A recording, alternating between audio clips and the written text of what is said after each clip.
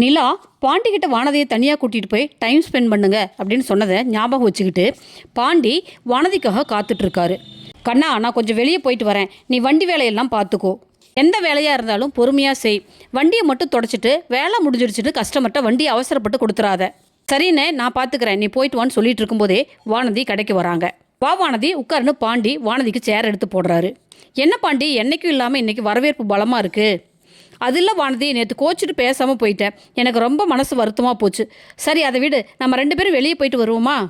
வெளியே வா.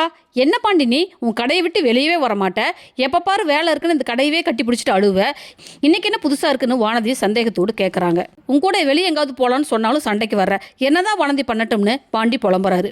சரி சரி வா, புலம்பாதன்னு வானதி பாண்டியோட கிளம்புறாங்க. வானதியும் பாண்டியும் பக்கத்தில் இருக்க பார்க்குக்கு போகிறாங்க. ஏன் பாண்டி, வீட்டு பத்திரத்தை வச்சு பணம் வாங்குறத சொன்னீங்க, என்னாச்சு? உங்கள் நிலா அன்றைக்கி பணம் வாங்கி கொடுத்துட்டிங்களா? உங்கள் அண்ணி கம்பெனிக்கு முதலாளி ஆயிட்டாங்களா அப்படின்னு வானதி நக்கலாக கேட்க, இல்லை வானதி, பத்திரத்தை எடுத்துகிட்டு பேங்க்குக்கு போனாங்க, ஆனால் அது உயிலாக இருக்குது, ரிஜிஸ்டர் பண்ணிட்டு வாங்கன்னு சொல்லி அனுப்பிட்டாங்கன்னு பாண்டியன் சொல்கிறாரு. ஐயோ, அப்புறம் பணத்துக்கு என்ன பண்ணுனீங்க அப்படின்னு வானதி கேட்க, அண்ணியோட நல்ல மனசுக்கு அவங்க ஃப்ரெண்ட்ஸு பணம் எப்போ கிடைக்குதோ அப்போ கொடுக்க சொல்லிட்டாங்க, கம்பெனியில் இப்போ பார்ட்னராக சேர்த்துக்கிட்டாங்க. அது சரி, உங்கள் அண்ணி பணமே போடாமல் முதலாளி ஆகிட்டாங்கன்னு சொல்லு அப்படின்னு வானதி குத்தலாக பேச, அப்படி சொல்லாத வானதி, எங்கள் அண்ணி ரொம்ப நல்லவங்க, அவங்க தான் இன்றைக்கி உன்னை இங்கே தனியாக கூட்டிகிட்டு போய் வானதிக்கிட்ட பேசுங்க, டைம் ஸ்பெண்ட் பண்ணுங்க அப்படின்னு சொன்னாங்க அப்படின்னு பாண்டி சொல்ல, வானதிக்கு வந்ததே பாரு கோபம். விருட்டுன்னு எழுந்து, அதானே பார்த்தேன், நீயாவது என்னை வெளியே கூட்டிகிட்டு வர்றதாவது, இப்போவும் உங்கள் அண்ணி சொல்லி தான் என்னை வெளியே கூட்டிகிட்டு வந்திருக்க. ஏன் பாண்டி, உனக்கெல்லாம் சொந்த புத்தியே கிடையாதா? நான் என்னவோ நீ என் மேலே இருக்கிற லவ்வில் தான் கூட்டிகிட்டு வந்தேன்னு நினச்சேன்னு சொல்லி பாண்டிக்கிட்ட சண்டை போட்டுட்டு வானதி கிளம்புறாங்க. பாண்டி கூடுமான வரையிலும் வானதியை சமாதானப்படுத்த முயற்சி பண்ணுறாங்க. வானதி மசியில, வானதி கோவிச்சிட்டு கிளம்பிடுறாங்க. திவ்யா பேசிட்டு போனதுக்கப்புறம் சேரன், இங்கே பாருப்பா நிலா, நாம் ஏதாவது ஒரு வழியில் முயற்சி செஞ்சு அந்த பணத்தை ரெடி பண்ணிடலாம், நீ முதல்ல அந்த கம்பெனிக்கு முதலாளி ஆகு அப்படின்னு சொல்லிட்டு வேலைக்கு கிளம்புறாரு. சோழன், ஏங்க எங்கள் அண்ணன் சொல்கிறதாங்க சரி, பணத்தை எப்படியாவது ஏற்பாடு பண்ணிடலாம், நீங்கள் கவலை விடுங்கன்னு சொல்லிட்டு சோழன் கிளம்புறாரு. சோழனும் நிலாவும் கம்பெனி திறப்பு விழாவுக்கு போகிறாங்க.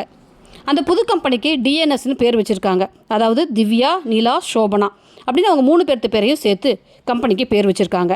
பூஜை பண்ணி பால் காய்ச்சுறாங்க. அங்கே சோபனாவோட ஃப்ரெண்ட்ஸும் திவ்யாவோட ஃப்ரெண்ட்ஸும் வந்திருக்காங்க. நிலா டிஎன்எஸ்ங்கிற போர்டை தடவி பார்த்து ரொம்ப சந்தோஷப்படுறாங்க. சோழனும் ரொம்ப சந்தோஷமாக இருக்கார். திவ்யாவோட ஃப்ரெண்டு ஒருத்தர் நிலாவை பார்த்து, எப்படியோ பணம் கொடுக்காமையே கம்பெனிக்கு முதலாளி ஆகிட்டீங்க, இதுக்கெல்லாம் ஒரு லக்கு வேணும், திவ்யாவும் சோபனாவும் பணத்துக்கு எவ்வளோ கஷ்டப்பட்டாங்கன்னு எனக்கு தான் தெரியும், ஆனால் நிலாவை பாருங்கள், ஜாலியாக வந்து கம்பெனிக்கு பார்ட்னர் ஆகிட்டாங்க அப்படின்னு நிலாவை நையாண்டி பண்ணி பேச நிலாவுக்கு ரொம்ப அவமானமாக போயிடுதுங்க. சோழனுக்கு ரொம்ப கோபம் வருது. ஆனால் அந்த சூழ்நிலையில் எதுவும் பேச முடியல. நிலாவும் சோழனும் மனசு வருத்தத்தோடு வீட்டுக்கு கிளம்புறாங்க. காரில் நிலா முகவாட்டத்தோடு இருக்க சோழனால் அதை தாங்கவே முடியல. நிலா, ஃபீல் பண்ணாதீங்க, எப்படியும் பணத்துக்கு ஏற்பாடு பண்ணிடலாம்னு சோழன் சொல்கிறாரு. சோழனுக்கு தெரிஞ்ச ஒரே வழி டிராவல்ஸ் முதலாளி தான். அவரை கேட்டு பார்ப்போம்னு சோழன் தன் முதலாளியை பார்க்கறதுக்கு ஆஃபீஸுக்கு போகிறாரு. சோழன் ஆஃபீஸுக்கு போன நேரம் முதலாளி பணத்தை கட்டுக்கட்டாக எண்ணிட்டு இருக்காரு. வா சோழா, உட்காரு, என்ன ஆஃபீஸ் வரைக்கும் வந்திருக்க அப்படின்னு கேட்க, இல்லை முதலாளி, உங்கள்கிட்ட ஒரு உதவி கேட்கலான்னு வந்தேன். உதவியா? என்ன உதவி? இல்லைண்ணே, கொஞ்சம் பணம் தேவைப்படுது. பணமா?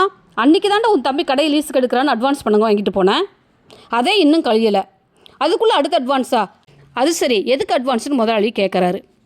இல்லைண்ணே, என் பொண்டாட்டி ஒரு புது கம்பெனியில் சேர போகிறா, அதுக்கு ஷேர் ஹோல்டராக ஒரு 5 லட்ச ரூபா பணம் தேவைப்படுதுண்ணே. என்னது 5 லட்சமா? ஏண்டா, ஒரு 10,000 20,000னா கூட பரவாயில்ல, 5 லட்சம் உன்னை நம்பி யாடா கொடுப்பா, போய் வேலையை பாரு அப்படின்னு சொல்லிட்டு முதலாளி என்னென்ன பணத்தை ட்ராவில் வச்சுட்டு ஃபோனை எடுத்துகிட்டு வெளியே ஃபோன் பேச போகிறாரு. நம்ம சோழன் முதலாளி வச்ச பணத்தை யாருக்கும் தெரியாமல் எடுத்து தன்னோட சட்டைக்குள்ளே போட்டுக்கிட்டு வேகமாக கிளம்புறாரு. நிலா அவமானப்பட்டதை சோழனோட தாங்க முடியாமல் இப்படி ஒரு காரியத்தை பண்ணிட்டாரு. நிலா இதை கேள்விப்பட்டால் உடனே சோழனை விட்டு விலகிடுவாங்க. அப்படித்தானே ஃப்ரெண்ட்ஸ்? ஓகே ஃப்ரெண்ட்ஸ், என் சேனலை லைக் பண்ணுங்கள், ஷேர் பண்ணுங்கள், சப்ஸ்கிரைப் பண்ணுங்கள். தேங்க்யூ.